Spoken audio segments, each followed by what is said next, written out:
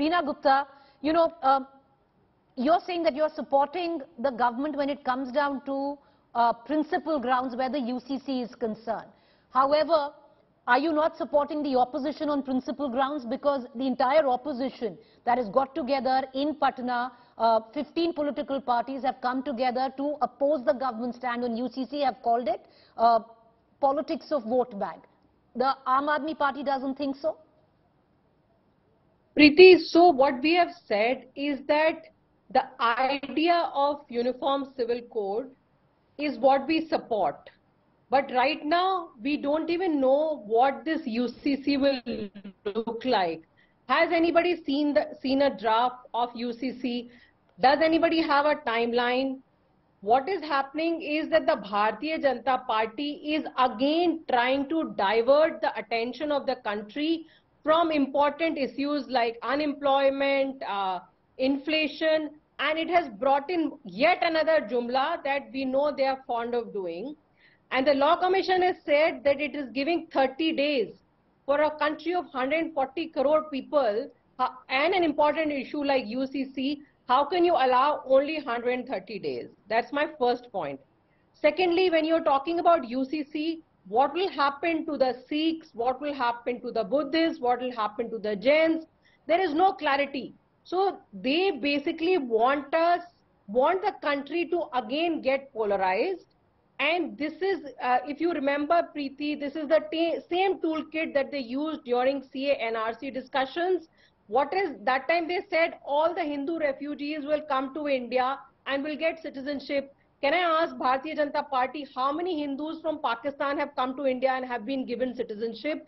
So this is yet another method of Bharatiya Janata Party to take the attention away from the real issues facing the country in the last 1 year before the elections. And as far as the constitution is concerned, I am very happy that the BJP is finally talking about the constitution, and they're saying Article 45 and the directive principles tell us that the country should be moving towards the uniform civil code.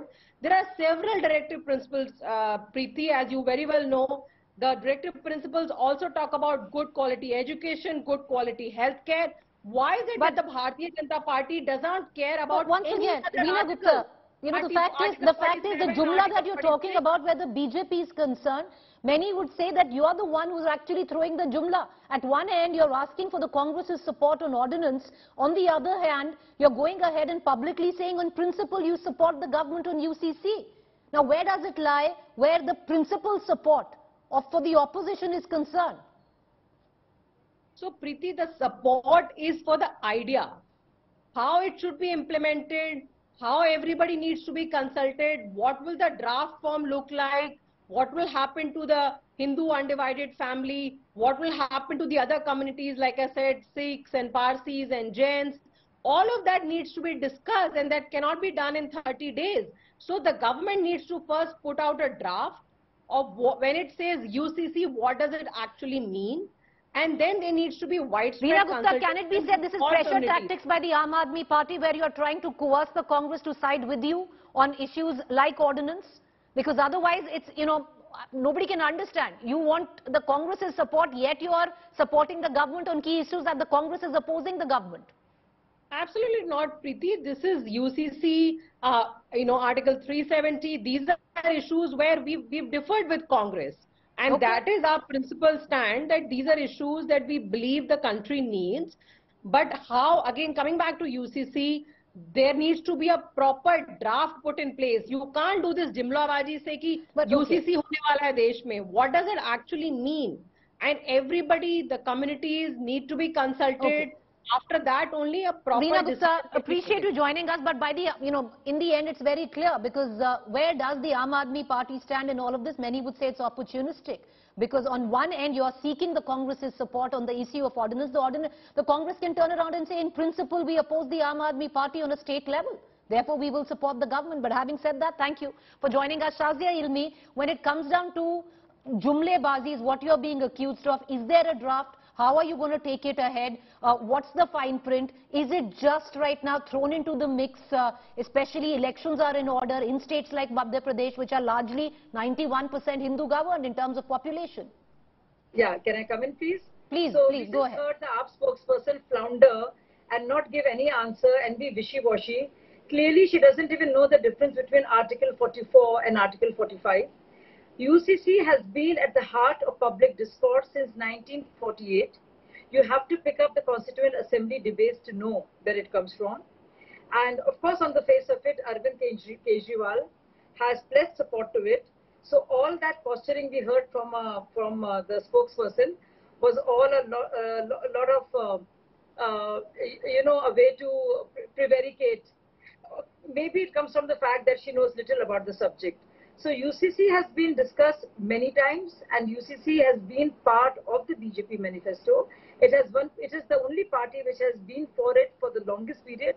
It is one of the important parts of the BJP's internal belief that people like us support and find very attractive. Now, let me tell you, if there is a law being made which benefits, let's say, though it does not, it's a gender just law, and this is a promise of the Constitution to all its citizens, particularly women. But let's for a minute presume that it only helps Muslim sisters. How is that anti-Muslim? I don't get it. Are Muslim women any less Muslim than the male counterparts?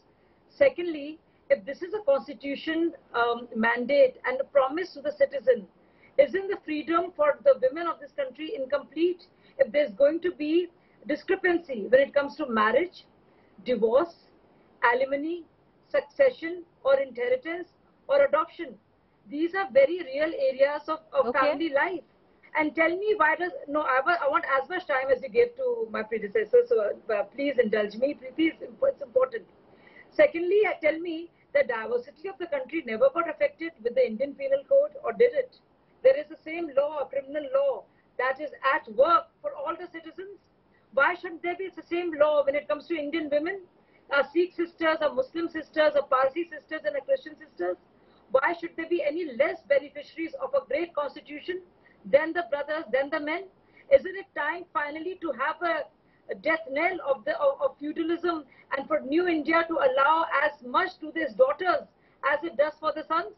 Shouldn't the law be the last rescue and savior of all women who fight against this injustice day after day? The widows, the wives, the daughters-in-law?